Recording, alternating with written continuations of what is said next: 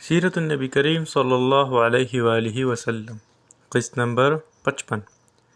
مسجد نبوی کی تعمیر۔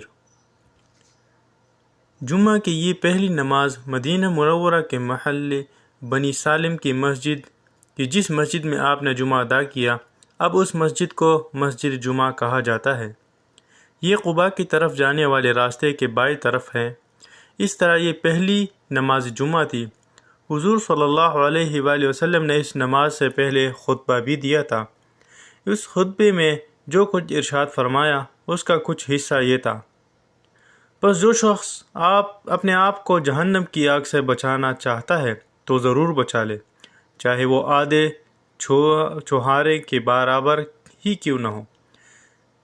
جسے کچھ بھی نہ آتا ہو وہ کلمہ طیبہ کو لازم کر لے، کیونکہ نیکی کا ثواب دگنا سے لے کر 700 گنا تک ملتا ہے، اور سلام ہو اللہ کے رسول پر اور اللہ کی رحمت اور برکت ہو۔ نماز جمعہ ادا کرنے کے بعد آن حضرت صلی اللہ علیہ وآلہ وسلم مدینہ منورہ جانے کے لیے اپنی اونٹنی پر سوار ہوئے اور اس کی لگام ڈھیلی چھوڑ دی، یعنی اسے اپنی مرضی سے چلنے کی اجازت دی۔ اونٹنی نے پہلے دائیں اور بائیں دیکھا، جیسے چلنے سے پہلے فیصلہ کر رہی ہوں کہ کس سمت میں جانا ہے۔ ایسے میں بنی سالم کے لوگ، یعنی جن کے محلے میں نماز جمعہ ادا کی گئی تھی، نے عرض کیا: اے اللہ کے رسول، آپ ہمارے ہاں قیام فرمائیں، یہاں لوگوں کی تعداد زیادہ ہے، یہاں آپ کی پوری حفاظت ہوگی، یہاں دولت بھی ہے، ہمارے پاس ہتھیار بھی ہیں، ہمارے پاس باغات بھی ہیں اور زندگی کی ضروریات کی سب سے چیزیں موجود ہیں۔ آپ صلی اللہ علیہ وآلہ وسلم نے ان کی بات سن کر مسکرائے اور ان کا شکریہ ادا کیا اور فرمایا: میرے اونٹنی کا راستہ چھوڑ دو، یہ جہاں جانا چاہتے ہیں اسے جانے دو، کیونکہ یہ معمور ہے۔ مطلب یہ تھا کہ اللہ تعالیٰ کے حکم سے اونٹنی خود چلے گی اور اسے اپنی منزل معلوم ہے۔ آپ صلی اللہ علیہ وآلہ وسلم نے ان حضرات کو دعا دی: اللہ تعالیٰ نے تمہیں برکت عطا فرمائی۔ اس کے بعد اونٹنی روانہ ہوئی، یہاں تک کہ بنی بیوسا کے محلے میں پہنچی۔ یہاں کے لوگوں نے بھی آپ صلی اللہ علیہ وآلہ وسلم سے درخواست کی کہ ان کے ہاں ٹھہریں۔ آپ صلی اللہ علیہ وآلہ وسلم نے انہیں بھی وہی جواب دیا جو بنی سالم کو دیا تھا۔ اسی طرح بنی سعدہ کے علاقے سے گزرے ان حضرات نے بھی یہ درخواست کی۔ آپ صلی اللہ علیہ وآلہ وسلم نے یہی جواب فرمایا۔ اونٹنی آگے بڑھی، اب یہ بنی عدی کے محلے میں داخل ہوئی۔ یہاں آپ صلی اللہ علیہ وآلہ وسلم کے دادا عبد المطلب کی ننیال تھی۔ ان لوگوں نے عرض کیا: ہم آپ کے ننیال والے ہیں، اس لیے یہاں قیام فرمائیں، یہاں آپ کی رشتہ داری بھی ہیں، ہم تعداد میں بھی بہت ہیں، آپ کی حفاظت بھی بڑھ چڑھ کر کریں گے۔ پھر یہ کہ ہم آپ کے رشتہ دار بھی ہیں، سو ہمیں چھوڑ کر نہ جائیں۔ آپ صلی اللہ علیہ وآلہ وسلم نے انہیں بھی وہی جواب دیا کہ یہ اونٹنی معمور ہے، اسے اپنی منزل معلوم ہے، اور اونٹنی اور آگے بڑھی اور اسی محلے میں ایک جگہ بیٹھ گئی۔ یہ جگہ بنی مالک بن نجار کے محلے کے پاس تھی اور حضرت ابو ایوب انصاری رضی اللہ عنہ کے دروازے کے قریب تھی۔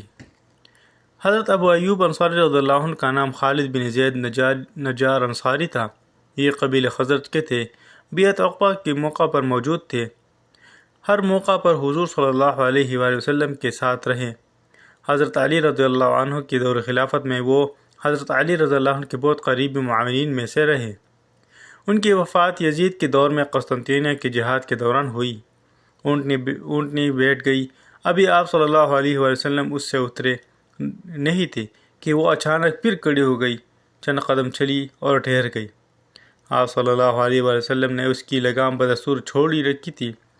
اونٹنی اس کے لیے بعد واپس اس جگہ آئی جہاں پہلے بیٹھی تھی۔ وہ دوبارہ اسی جگہ بیٹھ گئی، اپنی گردن زمین پر رکھ دی اور منہ کھولے بغیر ایک آواز نکالی۔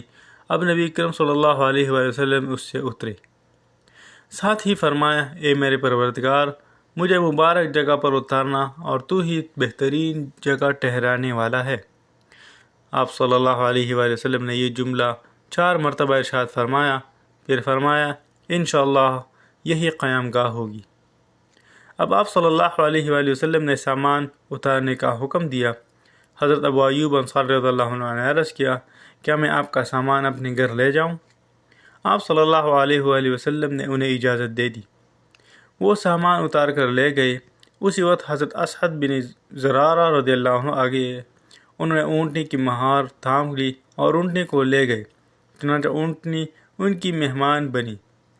بنی نجار کے ہاں اترنے پر ان کی بچیوں نے دف ہاتھوں میں لیے اور خوشی سے سرشار ہو کر ان کو بجانے لگے اور یہ گیت گانے لگے۔ ترجمہ: ہم بنی نجار کے پڑوسیوں میں سے ہیں۔ کس قدر خوش قسمتی کی بات ہے کہ محمد صلی اللہ علیہ وآلہ وسلم ہمارے پڑوسی ہیں۔ ان کی آواز سن کر نبی اکرم صلی اللہ علیہ وآلہ وسلم باہر نکل آئے، ان کے نزدیک آئے اور فرمایا، کیا تم مجھ سے محبت کرتے ہو؟ وہ بولے، ہاں اے اللہ کے رسول۔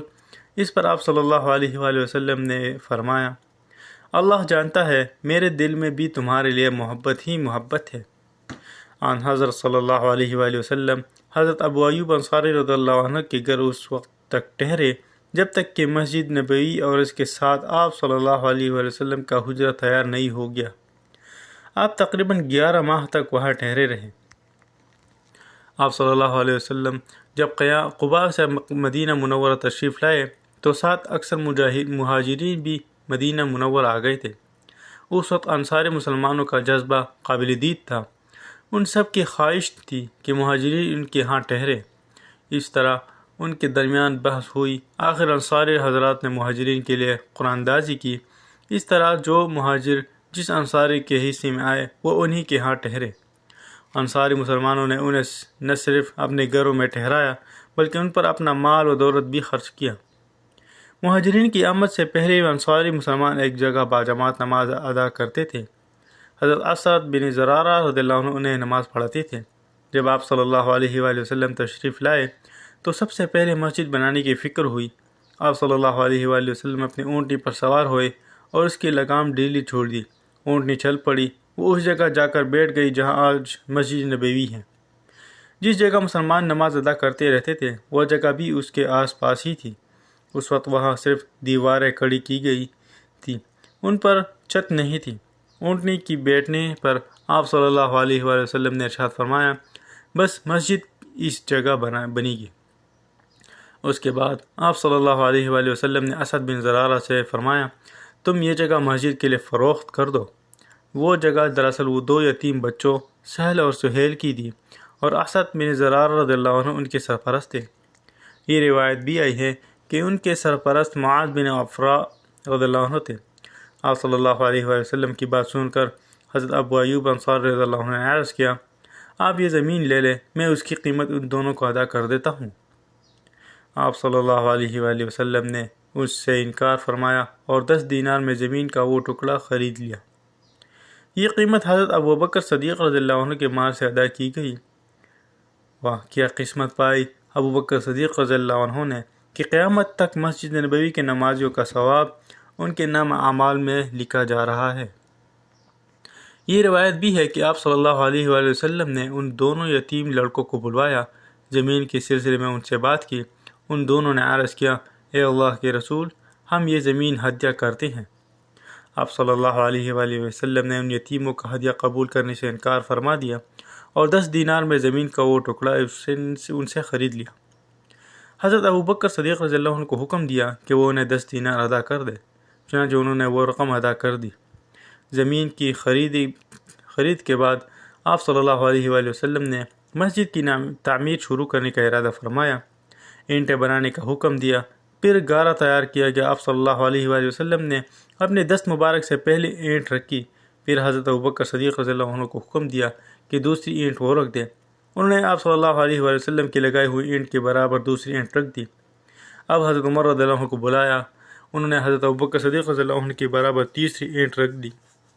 اب آپ نے حضرت عثمان رضی اللہ عنہ کو بلایا، انہوں نے حضرت عمر رضی اللہ عنہ کی اینٹ کے برابر چوتھی اینٹ رکھ دی۔ ساتھ ہی آپ صلی اللہ علیہ وسلم نے ارشاد فرمایا، میرے بعد یہی خلیفہ ہوں گے۔ مستدرک حاکم نے اس حدیث کو صحیح کہا ہے۔ پھر حضور صلی اللہ علیہ وآلہ وسلم نے عام مسلمانوں کو حکم فرمایا، اب پتھر لگانا شروع کر دو۔ سلسلہ جاری رہے گا، باقی اگلے قسط میں انشاءاللہ تعالی۔